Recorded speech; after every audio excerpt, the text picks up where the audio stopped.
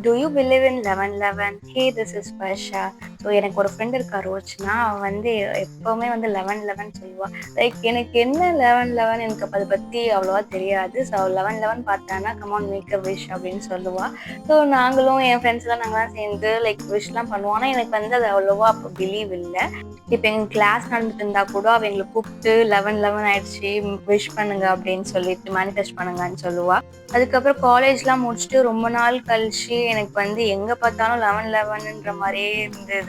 Like நான் discuss பண்ணிட்டு இருந்தேன் என் ஃப்ரெண்டு கிட்ட, இந்த மாதிரி 1111 வருது எனக்கு எப்போ பார்த்தாலும், அதெல்லாம் அப்படிதான் அப்படின்னு சொன்னா.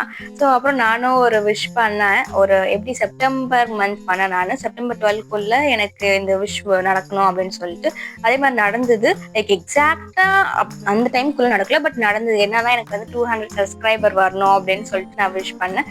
அந்த டைமுக்கு எனக்கு சப்ஸ்கிரைபரே சுத்தமா வரல. ஸ்டார்டிங்ல வந்தது, ஆனா அதுக்கப்புறம் சுத்தமா வரவே இல்லை. நான் வேற டீமோட்டிவேட் ஆயிட்டேன். அது ஒரு மாதிரி பாசிபிளாவே இல்லை.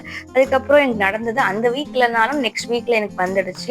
இன்னைக்கு வேற 11th மந்த், 11th டே, 1111 எல்லாமே. ஸோ மேனிஃபெஸ்டிங் பண்றதுக்கு பெஸ்ட் டேன்னு சொல்லியிருக்காங்க. ஸோ நீங்க இந்த மாதிரி மேனிஃபெஸ்டிங் பண்ணியாச்சு நடந்திருந்தா டூ லெட் மீ நோ இந்த கமெண்ட் செக்ஷன். மறக்காம பேஜை ஃபாலோ பண்ணிக்கோங்க. That's all for today people. Bye bye.